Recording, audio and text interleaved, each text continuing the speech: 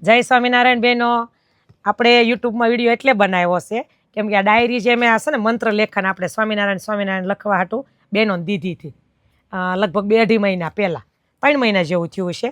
તો ઘણી ખરી તો રિટર્ન આવી ગઈ છે અને હવે છે ને જે બાકી છે ને એને રિટર્ન કરવાની છે. બધાને લખાઈ ગયું હોય એને આવવા દેવાની છે. કદાચ થોડી ઘણી બાકી હોય તો ભરીને મોકલાવો ત્યાં 15 દી થઈ જાય, 20 દી, મહિનો.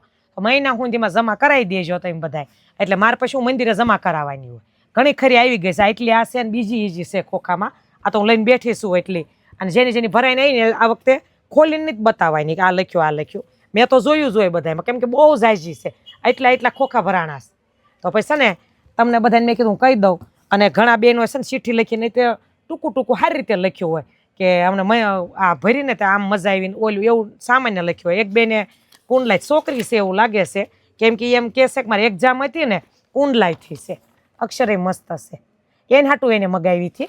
પણ એમ કહેતી કે મારે માસી મારી એક્ઝામ હતી ને એટલે હું બધી બુક તો નથી લખી શકી પરંતુ અમારા બધા ઘરના ભેગા મળીને લખાવીશ. તોય ટાઈમે પોગાડી દીધી.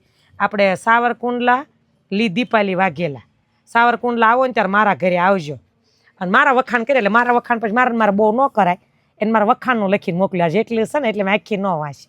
તમે બોલો એ બહુ ગમે ને તમારા વિડીયા હું બહુ જોઉં. તો નાની છે તો એ મારા વિડીયા સાંભળતી છે પણ સરસ લખ્યું છે બધું. આ કંકુ અને ચોખા હારે મોકલાવ્યા છે. ઘણી ચીઠીઓ આવી છે કે કિરણબેન આમ પણ ઝાઝા મારા વખાણ ના હોય. પછી મારા કરું ને તો પછી મને એમ થાય કે તમને બધાને સરખું ન ઓલું હોય. ઘણાને એમ થાય કે જો એનું કે એટલે મન પાછા આવે શરમ.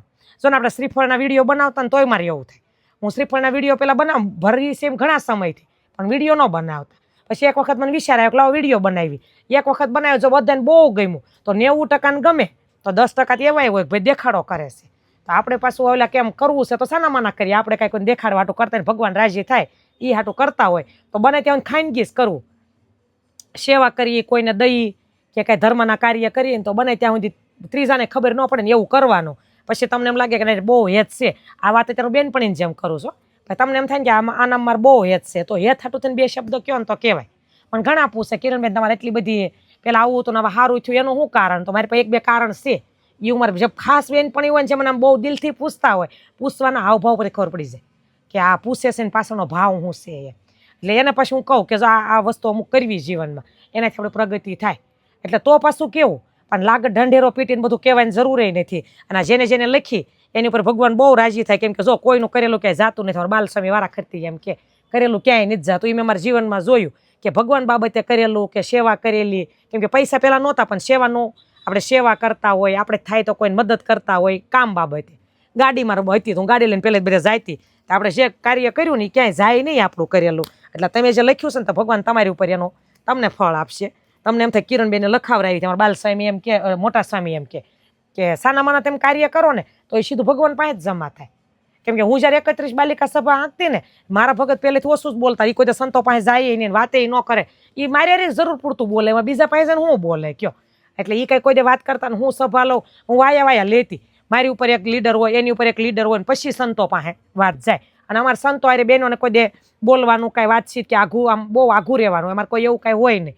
તોય મને એમ થાય કે હું જે કાર્ય કરતી ને તો ઘણા મને એવું કહેતા મારામાં હેત હોય કે આમ કહેવાય તાર ભગતને કહેવાય ન્યા જાય સ્વામીને આમ કે પણ હું મારા જે પરિસ્થિતિ હતી એમાં મનને શાંતિ મળે.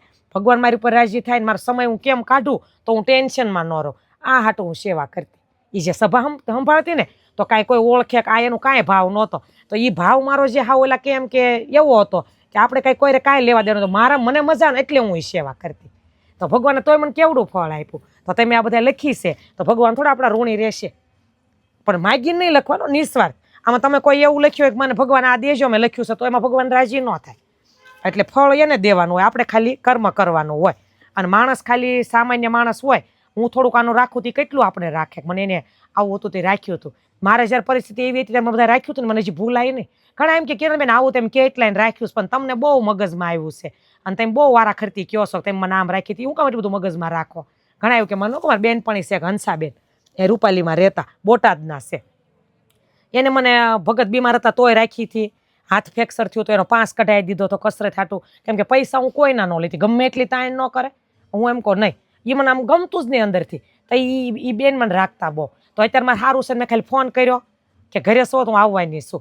પણ સોખી જ ઘસીને આ સંભાર્યું કોઈ સંભાળતા નહીં કે તમને ભગવાન આપ્યું ને અમને ભગવાને બહુ આપ્યું છે કે એટલે આવાય માણસો હોય એટલે જો એવું રાખવું આપણને ભગવાને દીધું હોય કોઈ મદદ કરી પણ બને ત્યાં સુધી સાની માની એમ નિર્દોષ થઈને કે બધાને દેખાડો કરીને કે એવું નહીં તો આ કોઈ આપણું ઋણી નથી રહેતું મને એ સાંભળ્યા કરે છે તો ભાઈ ભગવાન થોડા રહ્યા તેમ કર્યું છે એટલે આખું ભર્યું છે આ બધી દબીને ભરીશો ઠેઠ ઊંધી એટલે જો બધાને આવી ગઈ છે બધાને વાંચી નથી હકી કે કોઈને હું લખ્યું જય મેળીમાં લખ્યું હોય તોય ભલે અને જે ભગવાનના નામ લખ્યા કેમ કે સ્વામીની આજ્ઞા હતી જે લખે એટલે અમે કહીએ કે તમને નકર તો હાથે ન કહીએ કે એટલે બધાનું માલખર વાંચવા બે નથી જો આ જે ડાયરી છે ને અમારી આમાં થયું છે કેવું ખબર એક બેને કેવો જવાબ આપ્યો ડાયરીનું પૂછ્યું ને મેં અહીંથી છોકરીઓ પૂછે મેં ન કર્યો હોય કે માસી ડાયરી ભરાઈ ગઈ તાકે તેમ ક્યાં વીડિયામાં કીધું હતું પાછી જમા કરાવવાની એ કે મેં ગામમાં દઈ દીધી ગામમાં દઈ આવ્યા હોય એને ખરા પણ આવું હવે આ વીડિયામાં કે આ ડ્રેસના વીડિયામાં હું ગળા ફાડીને બોલું અને એટલી સોખવટ કરીને બોલું ને એટલે મારા વીડિયા બધાને ગમે મને ઘણા એમ કે તમે કેવી સોખવટ કરો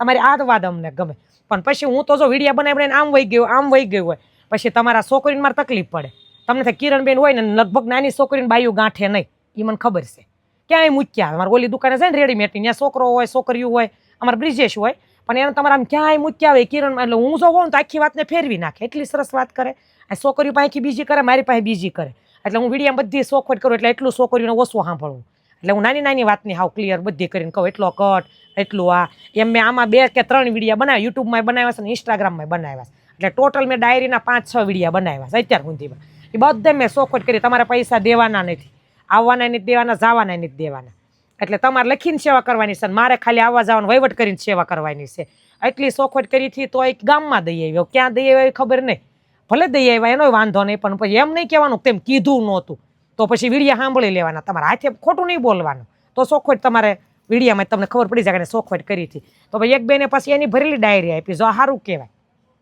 આ ક્યાંક પેલા લખતા હશે ક્યાંકથી લીધી છે પણ તોય જો ને વ્યવસ્થિત આ ડાયરી અમારી ભેગી કેવી સરસ મોકલાવી છે લાવાય બેનો હોય ને ઓલાય હોય વાંક તો પાછા એનો આવે જ નહીં વિડીયા બનાવવાનો જ આવે એટલી સોખવટ કરીએ તોય એટલે પછી તમારે ગમે ત્યાં નથી દઈ આવાય નહીં બાલમુકુંદની ડાયરી છે બાલમુકુંદમાં જમા કરાવે તમે અમને જમા કરાવશો એમ ઉપર જમા કરાવશું અને અમને કાંઈ નહીં કદાચ જમા કરી કાંઈ સંતો ખીજા હે ને કાંઈ મારશે નહીં અને તમે મને નહીં આપો તો હું કાંઈ તમને નહીં ઘસકાવું પણ જે વાત થઈ હોય જે વ્યવસ્થિત થઈ હોય કે આપણે આ રીતની ડાયરી આપી છે આ રીતની વાત થઈ હતી તો એ રીતની તમારે મને પોગાડવાની જવાબદારી તમારી રહે કે હાલો ભાઈ કિરણબેનને આપણે વાત તો સોખવટ કરી મગાવી થઈ તેમ સોખવટ કરી હતી તો અમે રાતે છોકરીઓ આખો દી કુરિયર પેક કરતી હોય કસ્ટમરને બતાવતી હોય રાતે 1 વાગ્યા હું જ્યાં ડાયરી પેક કરી અને પછી તમને મોકલાવેલી છે મારી ખાસ સ્ટાફ હોયો જાય મારી છોકરી 8:30 9 તમારી છોકરીઓ છે ઓનલાઈન વાળીઓ 3 છોકરીઓ એવું છે કે ઓનલાઈનના કુરિયર પેક કરાવે અને પછી ઘરે જાય અને 7 વાગ્યે વહી જાય બતાવવાળા વહી જાય ઓનલાઈન વાઠે 9 વાગ્યા સુધી રહેવાવાળા છે હવે એ પછી 9:30 જાય હવે આ મારી છોકરી જે છે ને એ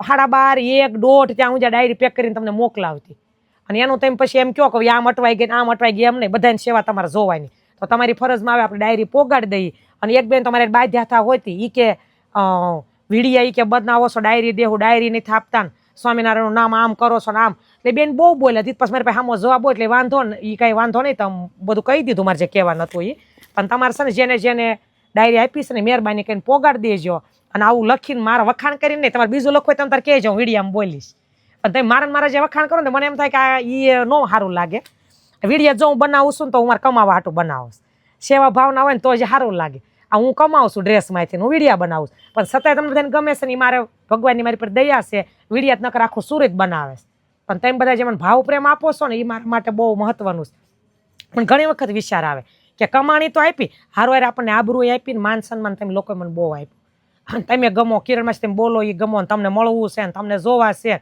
આ જો કુંડલા આવો તો રૂબરૂ એક વખત આવજો ને હું સુરત આવીશ ત્યારે ન્યા આવીશ એટલે આ ભાવ પ્રેમ કહેવાય એવો તમે મને ઘણા આપ્યું એને હાટું થેન્ક યુ અને એટલી મદદ પાછી આ કરજો મારી ડાયરી મને પાછી રિટર્ન પોગાડી દેજો અને જો એવું કાંઈ હોય તો તમને ફોન નંબર હોય ને મારા વિડીયામાં એમાં પૂછી લેજો અને સાલો વિડીયામાં જે ઉપર એડ્રેસ આપ્યું છે ને એમાં તમારે ડાયરી પોગાડવાની છે ઇન્સ્ટાગ્રામમાં એડ્રેસ આપેલું છે હો જય સ્વામિનારાયણ